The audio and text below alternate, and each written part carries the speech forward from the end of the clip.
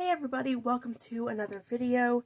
So today I am doing basically a bullet journal flip through. And this is going to be a little bit unusual because this is my first actual bullet journal. I've kind of gone in and out of using it. I've kind of changed every couple months how I wanted to use it, so it's kind of all over the place. But I'm going to show you what I've got, and I will be explaining those changes as I go through. You probably will not see me doing a whole lot of bullet journaling on this channel. I will probably break it out now and then. But until I set up the next one, I probably will not be using this.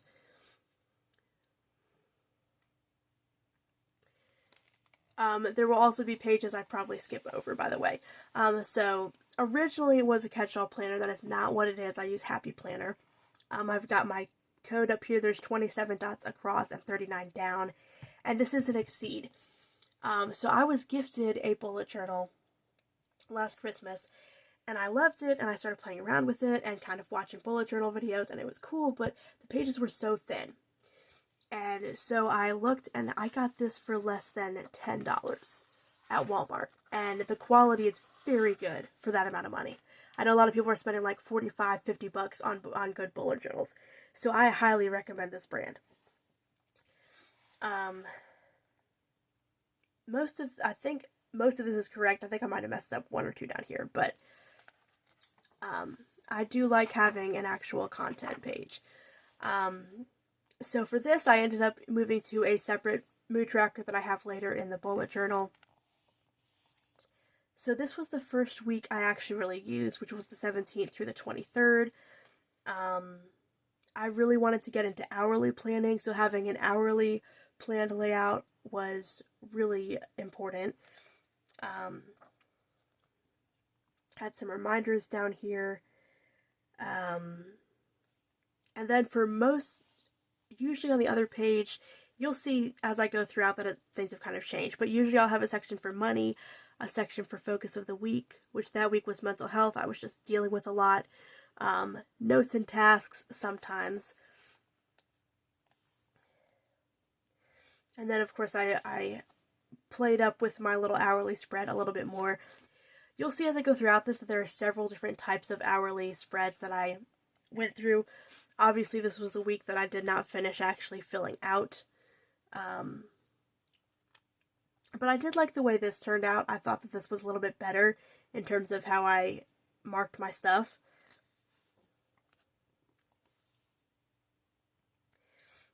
This is basically a productivity bar, but I didn't put it in every week.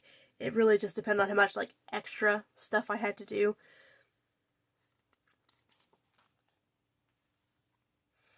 And I loved this sticker sheet set. It's so cute. I absolutely adore it.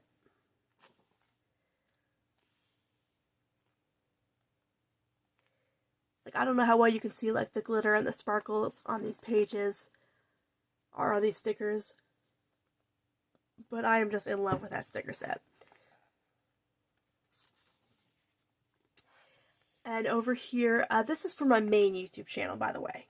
I think currently on this channel I have 1 subscriber. Thank you for hanging in there, one person. But obviously this is just tracking up until my 1,000. I will probably make a separate tracker because obviously I'd like to get more than that. For this I was originally tracking, but then my YouTube schedule changed and I had other channels and everything. So there will probably be another upload tracker at some point. But so far I'm happy with how this turned out. I am currently at 174 on that channel. So 190 is not that far away. Alright, and then so for the next, going into March, I was using a dinosaur theme.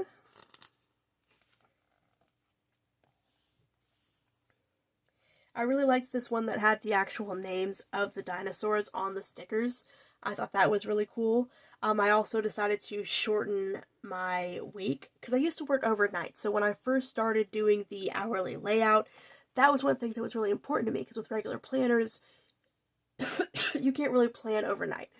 they're really designed for people who work 9 to 5 and really just need to actually plan from like 7 a.m. to like 9 at night, and that just didn't work for me. So then once things changed, I went and kind of changed my setup to leave more area for notes, but I ended up not really needing that space for this layout. Changed this up a little more. Love this Diplodocus. So cool.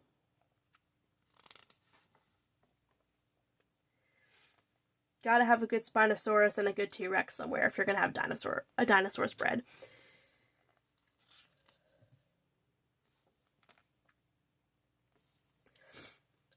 So then again, here's another example of me kind of switching it up and trying to experiment a little bit with what I can do for hourly spreads.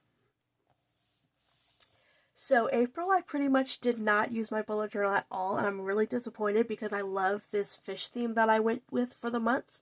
I pretty much just got my schedule in here and that's it. I did go back to working overnight for some time. That ended like the end of May, so not for very long, but... So I pretty much just got my schedule in, and things were really hectic and busy for me and kind of a stressful time. This week I didn't even put my schedule down. Which sucks because I thought this was such a pretty layout with my hourly over here and my little fish stickers. Ugh. I'm kind of upset that April went to waste, unfortunately, but that's how it goes sometimes. So then getting into May, I went with a beach theme for my stickers. Got a little more productive again.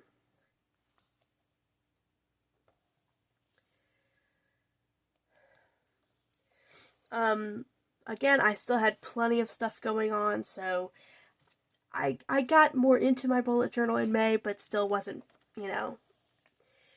I was kind of getting hung up on how I wanted to actually go about using it and things like that.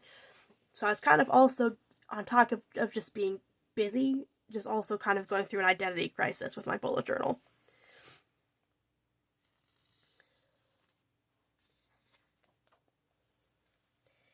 Alright, and then we've got some more ocean animals for June.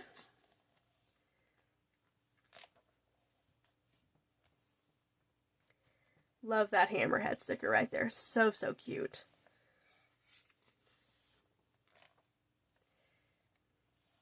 As you can see, this one's pretty filled up.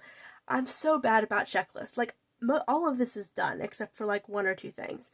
But realistically, like, my thing with checklists is it's good for me to follow along, but I will not go back and check it off. I don't know what my deal is, but I hate checklists. So here I tried to kind of do a new hourly theme, but this was actually the week I bought my Happy Planner, which is a vertical line, which I love, which is perfect for hourly planning. So I just put some pages in there and started planning in my Happy Planner. So this was kind of the last real week that I was active in here. In terms of, at least in terms of like the regular stuff. So, once I saw that I was going to be using my Happy Planner for hourly, I was like, well, I still want to use my bullet journal because I'd already decorated it with stickers and everything and picked themes for each month. So, at first I was like, well, this can just be like my YouTube stuff. And so, at first I thought, well, video lists and notes and stuff. So that's what I started doing. But I want to use it specifically for my YouTube analytics. So this is literally just breaking down my YouTube analytics. So once I hit the week of July 4th through 10th, which is pretty close, I'm going to write down at the beginning of the week my 5 most viewed videos for that week. So I've just got these little things for me to fill out. And I've got that for all the pages in July. I don't think I've really set up August yet. But, so this is pretty much mostly going to be YouTube analytics. There will be stuff about Twitter and TikTok, because that's very much tied to promoting what I actually put up on YouTube. But I definitely want to keep track of what my 5 most videos are week to week. and also try to leave extra space in case there's anything unusual that I want to notate. For example, this video that hasn't gotten any views within the past month is suddenly starting to blow up. Maybe I want to make some notes about that, what I think of that, any other analytics I want to write down. So that is where I'm at so far. So going forward, this bullet journal will be used primarily for YouTube/social media analytics. That's pretty much it. Really not going to use it for much else. I just started a blog again, which is pretty much tied to my main YouTube channel, Let's Discuss with Eliza. So whenever there's a YouTube video or whenever there's a topic that I want to make a video for, but I don't have time, but maybe I can put a blog post together. So that's really what I'm doing there. So this is pretty much my analytics bullet journal now. I do see myself using it through the end of December, so you probably will not see me do very much with this until I set up my next bullet journal. And I don't really see myself doing that until the end of the year. But like I said, if you were looking for an affordable bullet journal that is decent quality but is really not this outrageously expensive one, highly recommend this. In terms of they don't have a whole lot of designs. They're plain covers, so if that's important to you, that might be a bit of a downside. I don't know what the GSM is on these, but it's much easier to put stickers on here than others I've used. So pretty good quality. I'm really happy with it. I highly recommend it. And that is all I have for this video, so thank you so much for watching.